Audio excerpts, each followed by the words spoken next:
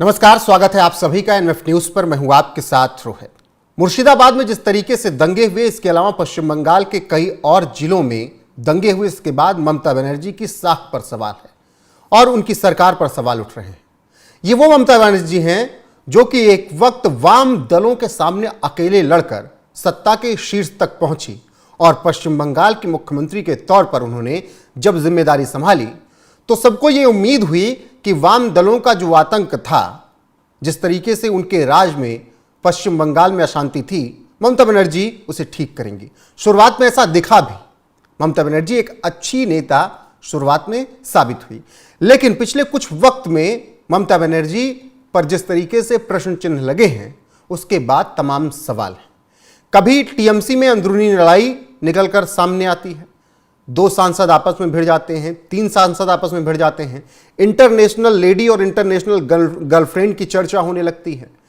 तो कभी SSC scam उनके राज में हो जाता है, जिस पर जवाब देना नहीं बनता है टीएमसी को। मुर्शिदाबाद दंगे उनकी साख पर और सवाल खड़े करते हैं। आरजीकर मेडिकल कॉलेज जैसे मामले तो आए दिन पश्चिम बंगाल में होते ही रहते हैं। तो ये तमाम बातें हैं जो कि ये बताने के लिए काफी हैं कि टीएमसी से, बंगाल से ममता बनर्जी का होल्ड कम होता जा रहा है। एक एक कर ममता हर तरफ अपना कंट्रोल खोती जा रही हैं। सबसे पहले चर्चा करते हैं मुर्शिदाबाद दंगों की। सीए हो या एनआरसी हो या फिर कोई और मामला, ट्रिपल तलाक हो, अब चाहे वक्फ कानून हो, दंगे पश्चिम बंगाल में होते ही होते हैं। हिंदुओं की नवरात्रि पर, हिंदुओं के किसी पर्व पर पत्थरबाजी होती ही होती है मुस्लिम समुदाय की तरफ से। और राजनीतिक विश्लेषक कहते हैं, विपक्षी कहते हैं, ममता बनर्जी की राजनीति को यह सूट करता है कि मुस्लिम हिंदू को मारेंगे तो उनका वोट बैंक मजबूत रहेगा और मुस्लिम उनकी तरफ रहेंगे, क्योंकि वो उनका वोट बैंक वहां पर ज्यादा है। अब ऐसे में मुर्शिदाबाद दंगों ने एक बार फिर से ममता बनर्जी के प्रशासन पर, ममता बनर्जी के काम पर सवाल उठाया कि हर बार वहीं पर दंगे क्यों होते हैं, क्यों हर बार पश्चिम बंगाल जलता है। संदेश खाली वाले मामले से अभी तक उबरे भी नहीं थे। जिस तरीके से शेख शाहजहां ने महिलाओं की आबरू लूटी थी, उस पर सवाल उठ ही रहे थे कि एक महिला मुख्यमंत्री, फिर भी उसी पार्टी का एक नेता कैसे महिलाओं की ऐसे आबरू लूट सकता है और फिर उसको सह भी दी जाए। तो मुर्शिदाबाद दंगे और ऐसे तमाम दंगों ने ममता बनर्जी की साख पर सवाल उठा दिए। अब बात एसएससी स्कैम पे।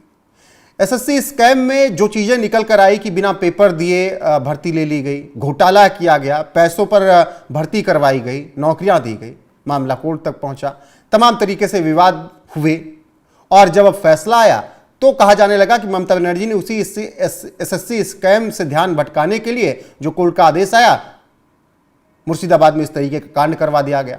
विपक्ष की तरफ से आरोप लगे।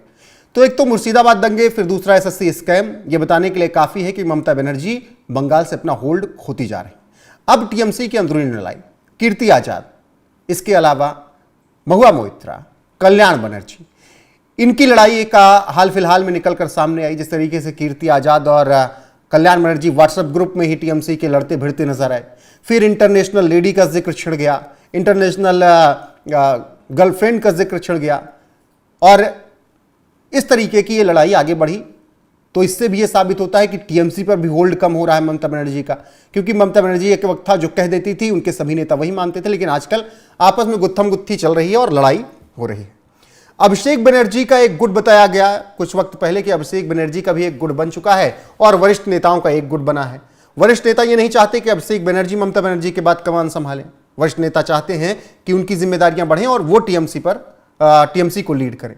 तो 2 गुट वहां पर भी बढ़ता हुआ नजर आ रहा है। एक वरिष्ठ नेताओं का जो कि ममता बनर्जी का ही गुट है और एक तरफ अभिषेक बनर्जी जो कि ममता बनर्जी के भतीजे हैं, उनका गुट है। तो यहां पर भी लड़ाई नजर आ रही है।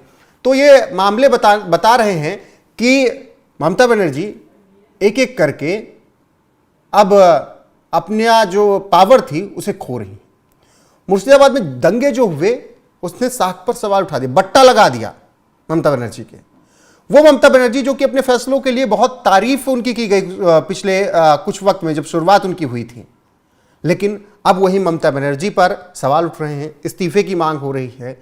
वही ममता बनर्जी जहां पर राज कर रही है वहां पर राष्ट्रपति शासन लगाने की बात की जा रही है। तो फिर सवाल उठने लाजमी है। ना पुलिस प्रशासन को संभाला जा पा रहा है, ना ही दंगों को रोका जा पा रहा है, ना स्कैम रुक रहे हैं और ना ही पार्टी की अंदरूनी लड़ाई ममता बनर्जी रोक पा रही हैं। तो क्या ममता बनर्जी ढलान पर है?